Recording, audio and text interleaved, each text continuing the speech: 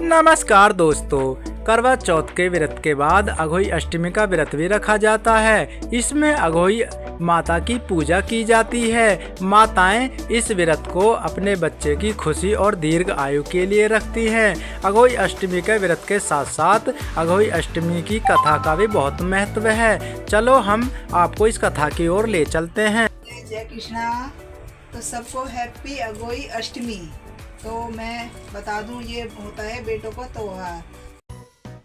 बहुत समय की बात है, किसी गांव में एक साहूकार रहता था जिसके 7 बेटे और 7 बहुएं थीं। दीपावली से कुछ दिन पहले वे घर की साफ सफाई करने के लिए अपनी ननद के साथ जंगल से मिट्टी लेने गईं।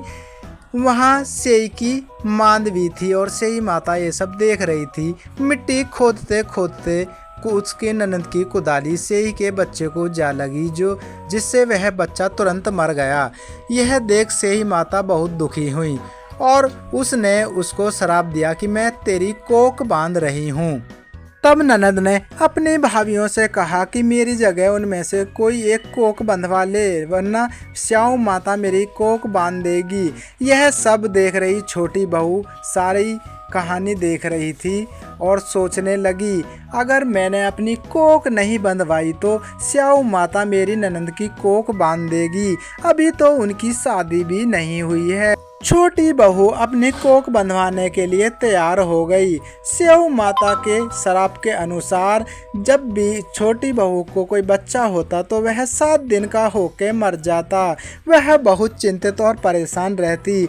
कुछ दिन बाद उनके गांव में बहुत बड़े महर्षि विद्वान आए। छोटी बहू रोती रोती उनके पास गई और सारी कहानी उनको सुनाई और उनसे इस समस्या का हल पूछने लगी। तब महर्षि ने कहा कि तुम्हारे गांव में एक सुरई नाम की गाय है जो स्याऊ माता की सखी है। वह तुम्हारी कोख खुलवा देंगी। अब वह छोटी बहू रोज सुबह जाकर उनकी साफ सफाई कर आती और साफ पानी भराती। यह दिन प्रतिदिन चलता रहा। एक दिन सुरई गाय सोचने लगी कि यह सब कौन कर रहा है जो सुबह सुबह मेरे लिए भोजन और पानी भर जाता है। वह सोचने लगी, मुझे देखना पड़ेगा। एक दिन सुबह वह दुबक के बैठ गई और उसने देखा कि साहूकार की पत्नी सुबह सुबह आ रही है। तो उसने उसका रास्ता रोका और उससे पूछा कि आप ये सब क्यों कर रही हो।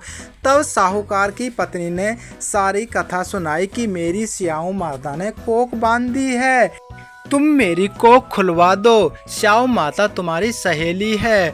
वह मान गई और तड़की सुबह स्याऊ माता के साथ समुद्र पार वो दोनों साथ साथ चल दिए। रास्ते में बहुत धूप थी तो वह किसी पेड़ के नीचे बैठ गए और आराम करने लगे। उस पर गरुड़ के बच्चे थे।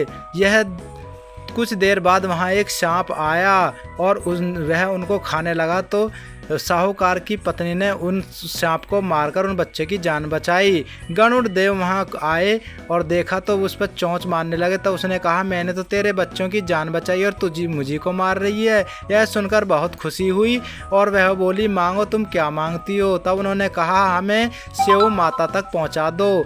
तो वह उनको स्याऊ माता के पास ले गए। उन्हें देखकर स्याऊ माता बहुत खुश हुई और कहने लगी कि जाओ तुम अघोई अष्टमी का व्रत करो और 7 कढ़ाई चढ़ाओ।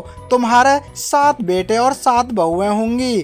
तो कैसी लगी आपको ये वीडियो अच्छी लगे तो वीडियो को लाइक करें, कमेंट करें, चैनल को सब्सक्राइब करें। जय अघोई माता।